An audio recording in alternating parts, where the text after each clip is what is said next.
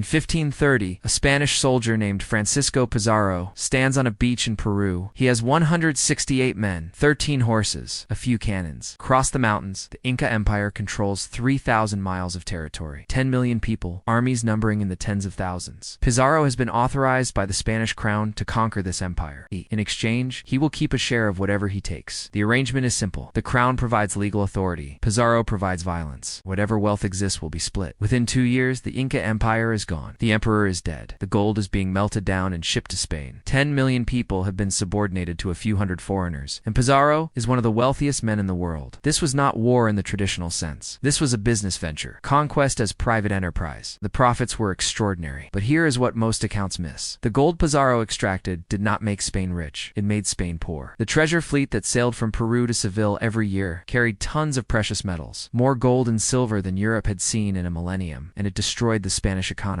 Prices exploded. Wages could not keep up. Spanish industries collapsed because foreign goods were cheaper. The wealth flowed through Spain and out the other side, into the hands of German bankers, Italian merchants, and Dutch traders. Spain became the richest empire on earth and the poorest economy in Europe simultaneously. This paradox, resource wealth that impoverishes, is not unique to Spain. It is repeated across continents and centuries. Countries that discover vast natural resources often end up weaker, more corrupt, and more unstable than countries with nothing. The curse is not the resources themselves. The curse is what happens when wealth appears without being earned, when it flows from the ground instead of being built through labor and trade, when the state becomes an extractor instead of a builder. The Spanish conquest of the Americas was extraction on an unimaginable scale. Pizarro arrived in Peru in 1532. He captured the Inca Emperor Atahualpa through treachery, ambushing him during a meeting. Atahualpa offered a ransom. He would fill a room with gold and silver, once with gold and twice with silver, in exchange for his freedom. Pizarro agreed. The Incas delivered. They brought gold from temples, silver from mines, jewelry, ceremonial objects, everything of value. The ransom filled the room. Pizarro took the treasure and executed Atahualpa anyway. There was no reason to keep him alive.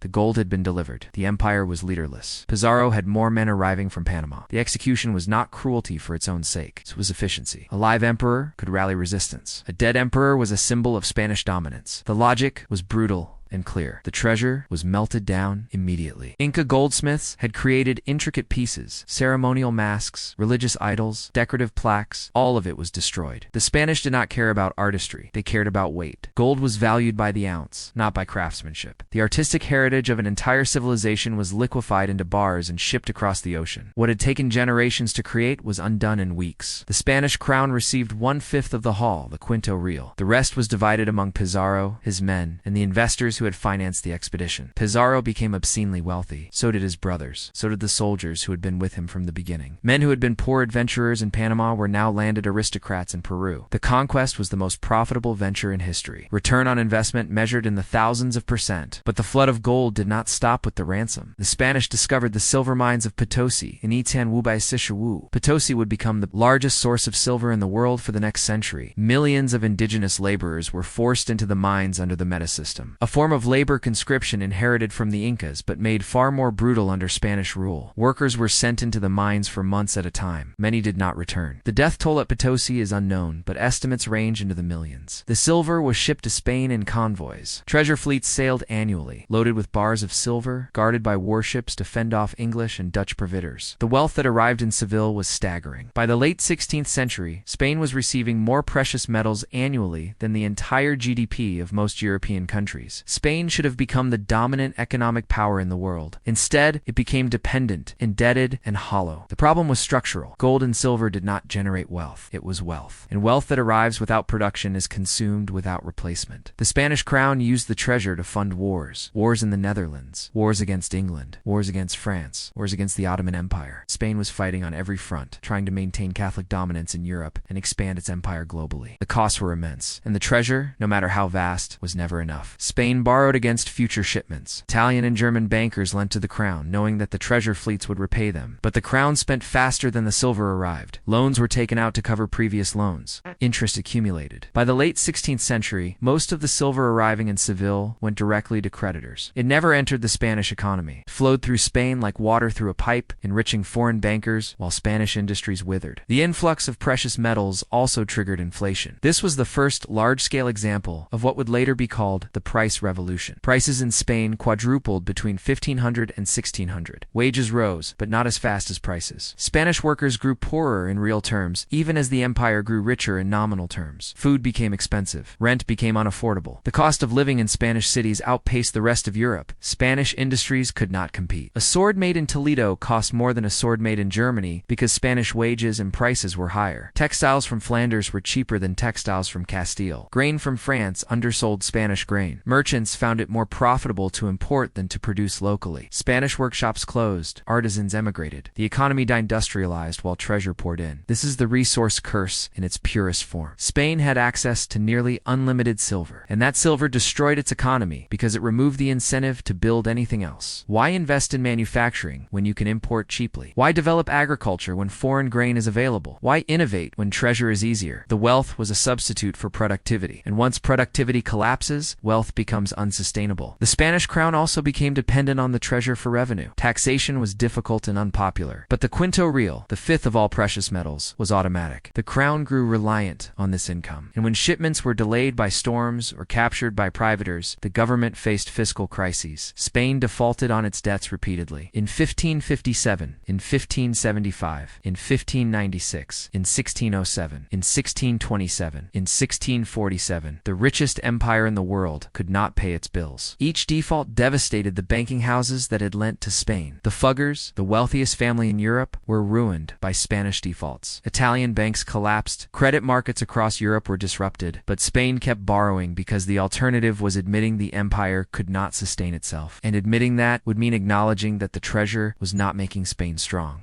It was making Spain fragile. The treasure also funded a bloated aristocracy. Spanish nobles did not work. Work was beneath them. They lived on rents, pensions, and titles granted by the crown. The treasure allowed the crown to subsidize this parasitic class. Nobles were given land in the Americas and encomiendas, which entitled them to indigenous labor and tribute. They extracted wealth without producing anything. The system created a culture of entitlement and idleness. Spain's elite became one of the most unproductive in Europe. Meanwhile, the countries that did not have treasure were forced to build. England had no gold mines. Dutch had no silver, but both developed industries. They built ships, traded, they innovated. England's wool industry became the foundation of its economy. The Dutch became the traders of Europe, shipping goods between ports and taking a cut of every transaction. They created wealth through labor and exchange, not extraction. And by the 17th century, both had surpassed Spain economically, despite having no access to American treasure. The Dutch were particularly successful. They financed themselves through bonds and taxation. Their government was stable, their economy was diversified, and they invested treasure captured from Spanish ships into productive ventures, shipyards, warehouses, trade networks. The Dutch East India Company, founded in 1602, became the most valuable corporation in history. It was built not on gold, but on trade, logistics, and credit. The Dutch understood something Spain never learned. Wealth is not what you extract, it is what you build. Spain's military power also suffered. Despite the treasure, Spain's armies were often unpaid. Soldiers mutinied. The Spanish road, the overland route used to move troops from Italy to the Netherlands, was expensive and slow. Spain's enemies, funded by trade and taxation, could mobilize faster and more efficiently. Spain won battles, but lost wars. The 80 Years' War against the Dutch, which began in 1568, ended in 1648 with Dutch independence. Spain could not suppress a rebellion by merchants and fishermen, despite controlling an empire that spanned the globe. The treasure also distorted Spanish society. Social mobility froze. Wealth came from connections to the crown, from titles and grants, not from enterprise. Merchants were looked down upon. Commerce was seen as degrading. The hidalgo, the minor nobleman, would rather starve than work. This cultural rigidity persisted for centuries. Spain remained agrarian and aristocratic, while the rest of Europe industrialized. The treasure had created a society that despised productivity. By the mid-17th century, the treasure was declining. The mines at Potosí were depleting. Output fell. The treasure fleets became smaller, and Spain, which had built nothing during the century of abundance, had nothing left. The economy was a shell. Industries were gone. Agriculture was backward. Population was falling. Spain entered a long decline that would last until the 19th century. The empire remained large on maps, but it was hollow. Other empires repeated the pattern. Portugal discovered gold in Brazil in the 1690s. The discovery should have made Portugal wealthy. Instead, it accelerated decline. The gold was spent on luxury imports, on wars, and on subsidizing the aristocracy. Portuguese industries collapsed. By the time the gold ran out in the late 18th century, Portugal was one of the poorest countries in Europe. The The gold had funded consumption, not development. Russia in the Soviet era experienced a version of this with oil. The Soviet Union discovered vast oil reserves in Siberia in the 1960s. Oil exports generated hard currency. The currency was used to import grain, technology, and consumer goods. But the oil wealth allowed the Soviet government to avoid economic reform. Why restructure inefficient state industries when oil revenues could cover the gap? The oil was a subsidy for dysfunction. When oil prices collapsed in the 1980s, the Soviet economy collapsed with them. Venezuela in the late 20th century followed the same trajectory. Massive oil reserves, nationalized industry, state spending funded by oil revenue. But when oil prices fell, the economy imploded. Inflation soared. Shortages appeared. The government printed money to cover deficits. Hyperinflation followed. Venezuela, which should have been one of the richest countries in Latin America, became one of the poorest. The oil curse destroyed it. Nigeria, Angola, Iraq, Iran, Libya, all economically weak, now plagued by corruption, instability, and poverty, despite sitting on vast natural wealth. The resources do not cause prosperity, they cause dependency. The state becomes an extractor. Elites fight for control of extraction. Population is ignored because the state does not need them. It does not need to tax them or develop them. It only needs to control the resource. And once control is the only goal, governance becomes about suppression, not development. This is why the resource curse is so persistent. It is not bad luck. It is incentive structure. When wealth flows from the ground, the state has no reason to build productive capacity. It has no reason to educate the population or develop infrastructure